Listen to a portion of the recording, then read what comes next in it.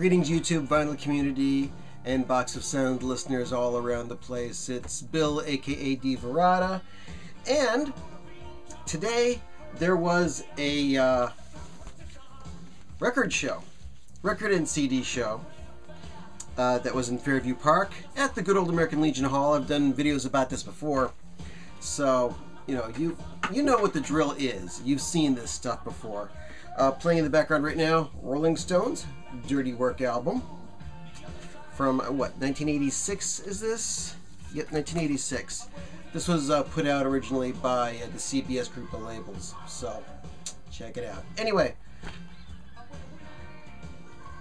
what follows right after I finish saying this is some very poorly shot video of the inside of the record show. So let's do the old Wayne's World thing. Well, you need,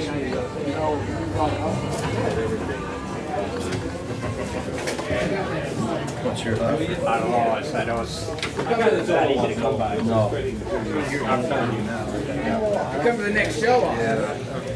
How about the Playmates? Yeah, that play that actually. Maybe it's not as hard to find. When you read it, yeah, the originals are classic. Yeah, I'd like to try it. And I try to find the reissue. There's one in the Cleveland area called Purple Image.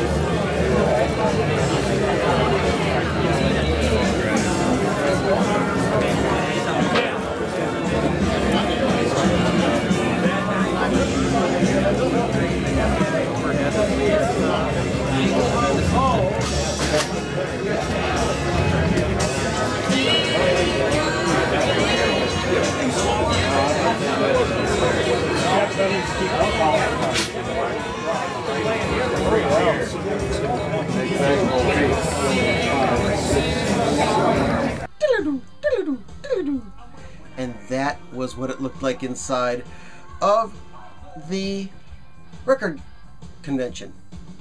And that's where I bought a whole bunch of records. How many did I buy today? Let's see. I think I wrote it down someplace.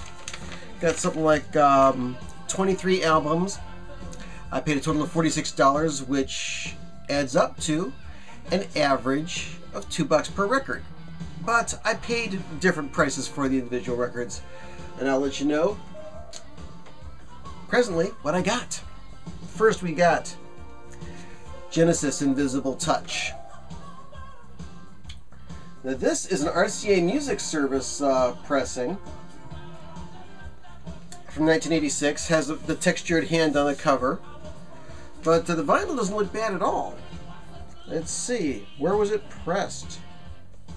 Looks like it's got a direct metal mastered marking on it.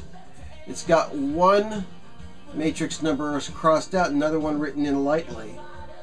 So this may be interesting, even though it comes up pretty close to the inside. So, direct metal mastered Genesis. Somebody on Facebook said that their friends make fun of him because this is the only Genesis album he owns. Well, it's one of the few Genesis albums I don't own. Next up, Bachman-Turner Overdrive 2. Now, I've had plenty of opportunities to buy this in the past, but I was inspired to buy this because of a Facebook post where I think it was Michael Meyer had this reggae record that was skipping, but the beat was so synchronized, it was like a lock groove, and it just kept on playing the same groove over and over again. You could even dance to it. And I remember when my friend Ray got this when I was a kid. I mean, this came out originally back in 1973. And the song Welcome Home, second song on side one, his record started skipping, and it just went da-da-da-da-da, da-da-da-da-da, da-da-da-da-da, over and over again. And this is another record that I remember skipping in perfect sync. The other record that I remember was the 45 of Stevie Wonder's I Just Called to Say I Love You. I was in a bar on the east side of Cleveland to see a blues band, and during the intermission, they had the jukebox going so people could dance.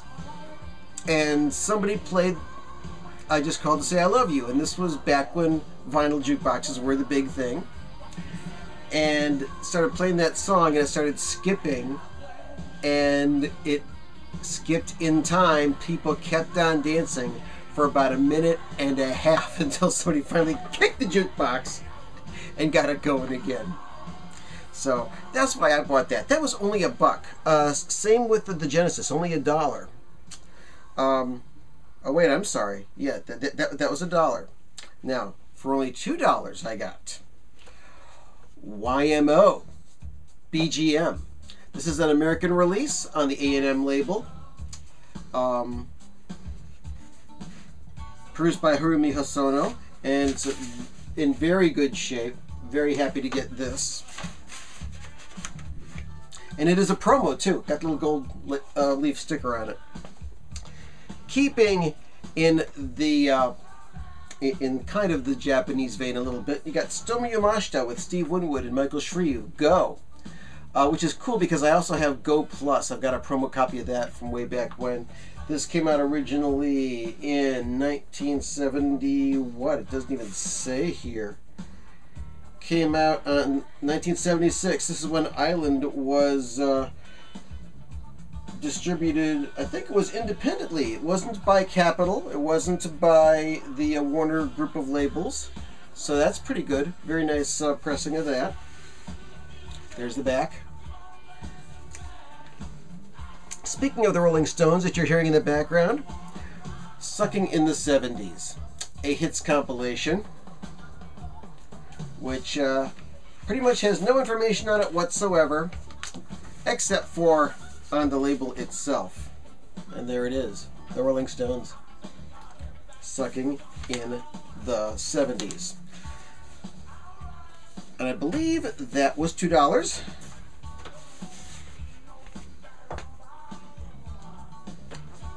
Also $2.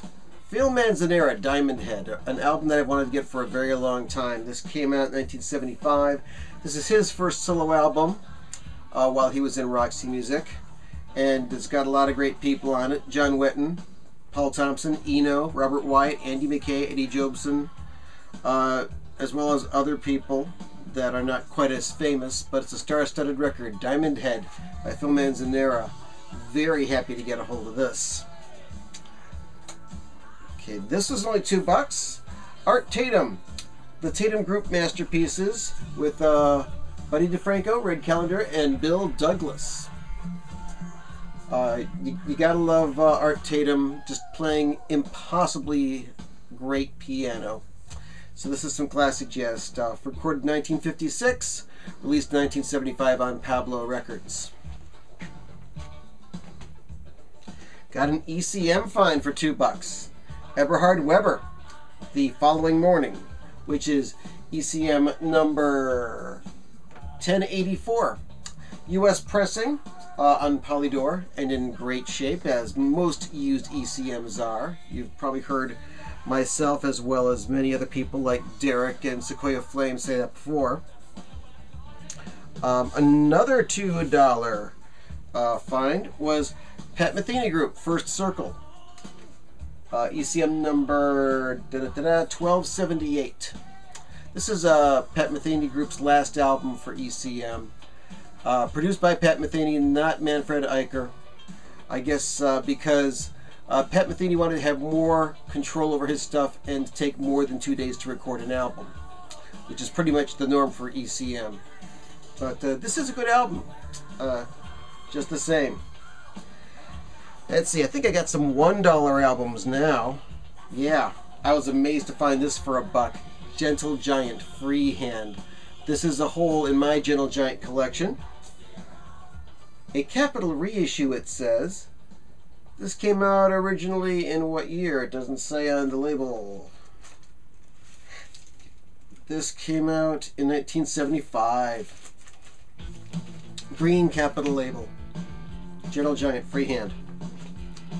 I do have the CD though someplace now. A group called Smith from the early 70s or late 60s. This is on ABC Dunhill. Spud Boy had this in one of his videos where he was sitting outside And they're saying, what the hell is this group called Smith? They do a lot of covers. However, they had a minor hit with Baby It's You, which was also featured on the soundtrack of the Quentin Tarantino movie Death Proof. And this is a great, great version of the song Baby It's You. So if you do see this and it's cheap, not a bad idea to pick it up. Get it. I also saw this in I forget who it was. Somebody I just subscribed to. They had this in their video. Vanilla Fudge, The Beat Goes On. Essential Psychedelia. Crazy, crazy stuff. And it's got the guys inside. Nice gatefold. With Mark Stein, Tim Bogert, Carmen Appice, and Vince Martell. Let's see, this was $2, and I had seen this someplace else and was thinking of getting it for $2 because it would have been an upgrade to my copy, which is pretty trashed. But I passed on it, and then I found another copy that was in even better condition. Audience, House on the Hill. Great, great record with Howard Worth and the guys doing House on the Hill, Nancy, Put a Spell on You, Indian Summer, Jackdaw, You're Not Smiling. This is probably the best Audience album of them all. Let's see. I think this one was $2 as well. Elvis Costello and the Attractions, Imperial Bedroom. Is this a promo? No, but this was an early pressing on Columbia. Another ECM. $2 for this. Bill Connor's Theme to the Guardian. ECM number 1057. Distributed by Polydor. It's just Bill Connors on guitar, and that's it. I've never heard this one before. I'm really excited about this one. And Roger Coleman had a ECM fest on the YouTube vinyl community on Facebook today. And then I was amazed to find this for only $2. Pink Floyd, Obscured by Clouds, only $2. The cover is pretty beat, but the vinyl is in very good shape on the original Harvest label. So happy to get a hold of that. I was hoping to get a nice new playable copy of Metal, but the ones that they had there were just way too expensive. Also in the $2 pile, Zachariah, the original motion picture soundtrack. Now, this movie was written by the Firesign Theater. If you want to find out more about the Firesign Theater, if you don't know who they are already, check Chris, Dixieland Farms video about the Firesign Theater. It's a good introduction to that comedy group. But the soundtrack itself has songs by, and it doesn't say on completely on the label, but it says on the label. It's on the ABC label. It's got songs by Jimmy Haskell, who I guess did the soundtrack, the original score that is, the New York Rock Ensemble, as well as songs by the James Gang, Country Joe and the Fish, and Doug Kershaw. So I remember seeing this movie at a midnight movie a long, long time ago and just not understanding what it was at all. And this record, which apparently was owned by somebody named James S. Borsenick, is in a plastic bag that is taped to the inside of here. So I don't know if I'm going to remove this and blank it or not. But interesting soundtrack to Zachariah. Now here come the dollar records, folks. Or wait a second, maybe some of those were $1 as well. I can't remember. It's been an interesting day. But $1 for this, Boogie with Canned Heat on the old Liberty label. I remember having this as a kid. I was talking about my brothers, Joe and Ed, on one of my previous videos. This is one of the ones that my brother Joe brought home, and we played the piss out of this thing. Great, great record. And it's got the good old Fried Hockey Boogie and Amphetamine Annie and On the Road Again. So, great little record. Boogie with Canned Heat. Boogie. Okay, Grail time, folks.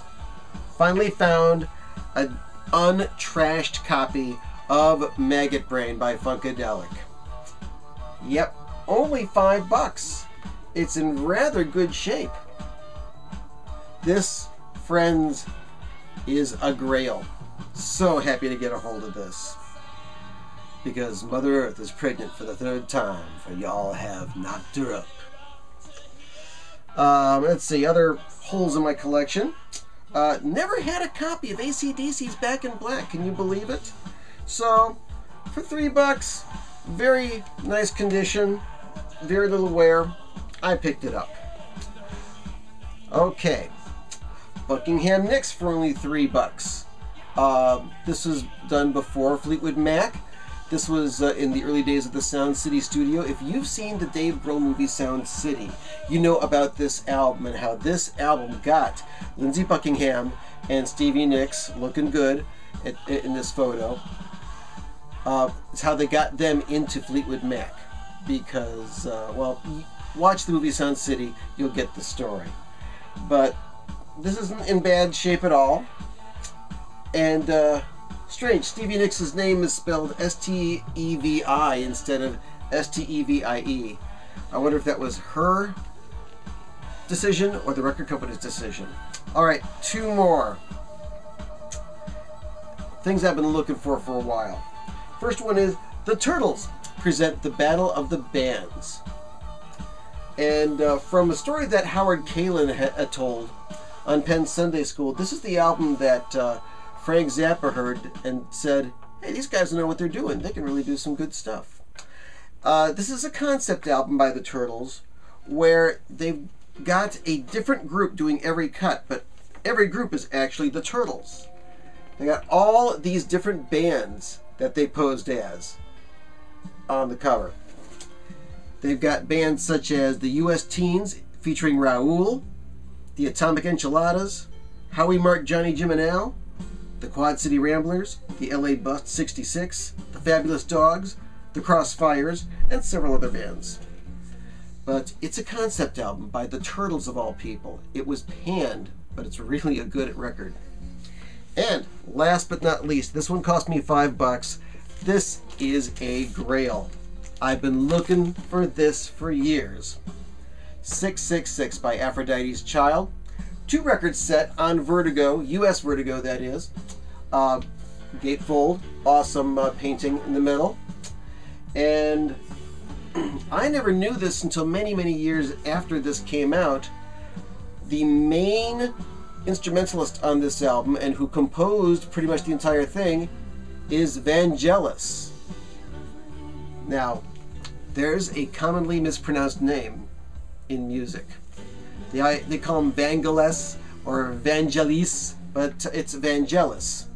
The reason that I know that is because I met Larry Fast, who was also known as the synthesizer group Synergy.